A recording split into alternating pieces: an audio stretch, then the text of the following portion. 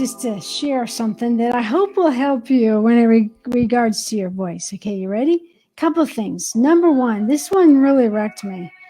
Yells in the background. It's like this. I found this from Grace Morrison. She said, every DNA, your DNA has a song that's played, has a song that's attached to it. And the reason I'm so excited is because a long time ago, God was talking to me about the voices, and he said, your voice, Theresa, carries the cadence of heaven. And I'm thinking, cadence of heaven, what does that really mean? And it was like the hum of heaven. And then God said, the hum of heaven, your voice carries the hum of heaven. And the best description he gave of me of this was like, he said, you know, when you get up in the morning, you sleep all night so you can have that first cup of coffee.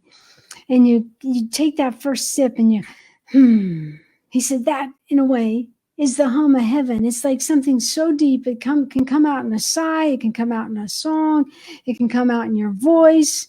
So think about that. I'll say that again. Grace Morrison was sharing, and she was actually interviewing me. Go to Kingdom Mentor Podcast, episode 144. There's so much gold in that. And she was saying that every DNA, your specific DNA, has a song that is played, has a song that is attached to it. So that made me think of some other things, especially when it comes to your calling. I keep hearing this over and over when it comes to your calling, with your purpose, and you know it's in there. Sometimes you feel the angst of it. I know there's something in there. But you know what? Sometimes your calling shows up with what's right in front of you, and it aligns to your passion. So look around. Sometimes your calling, sometimes your purpose is in an action move where you actually have to show up, and imperfect action is better than no action.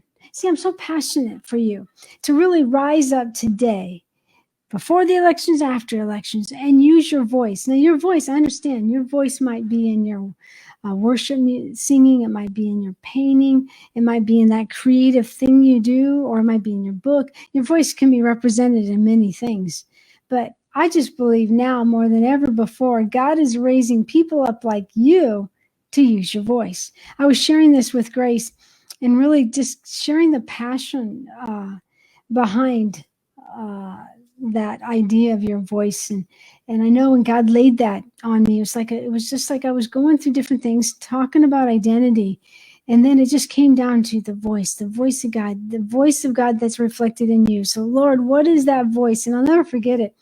It was cold, I think. Anyway, I was under my blanket, talking to God, and I had the single edition of the Song of Songs, Passion Translation.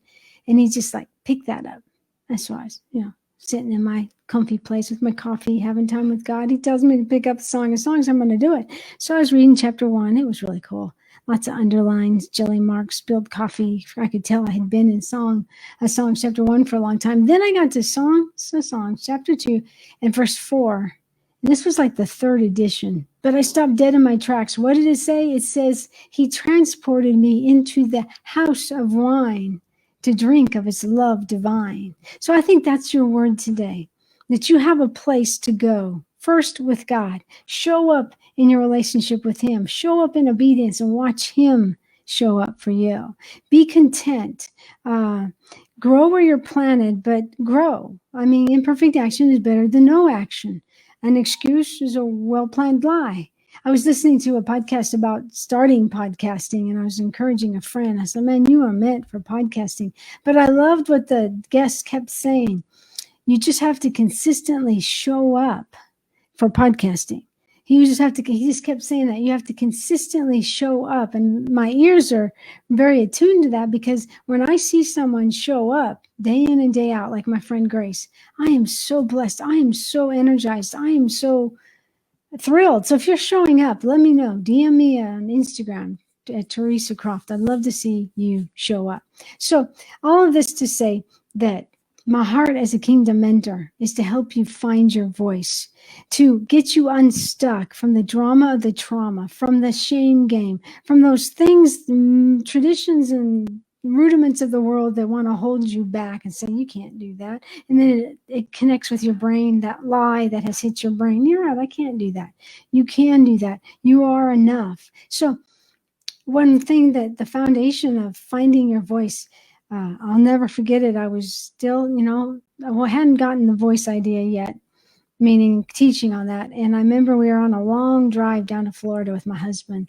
And in the course of just sitting there and listening to podcasts and listening to the Lord, he led me to Amos 9, verse 11 in the New Living Translation. Write that down.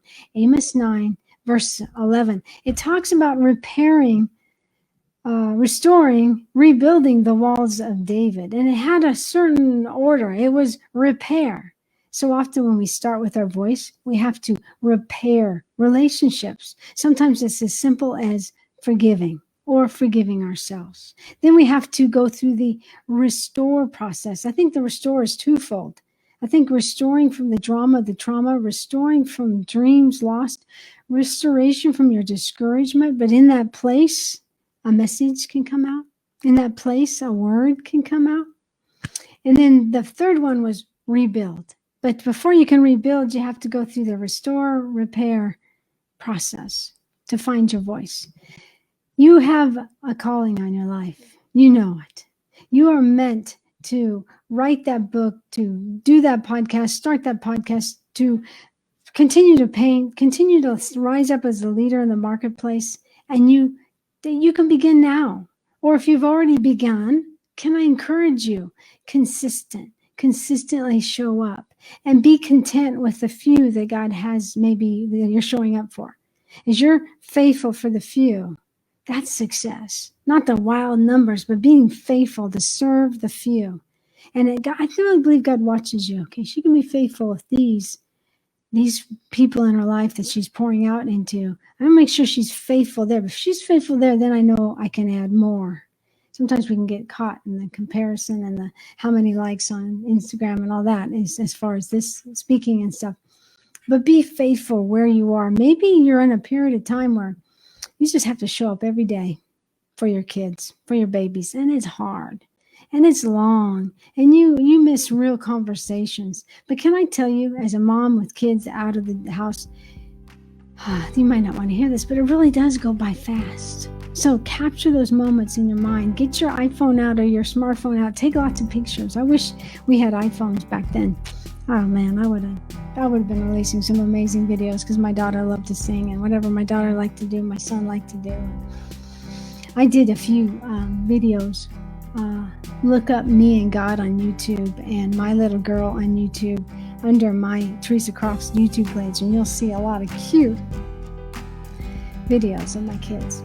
So, what am I trying to say? That your passion is usually right in front of you, that every DNA of you has a song that's attached to it. Someone needs your song. Someone needs your voice. Rise up and speak, because the world is listening. All right.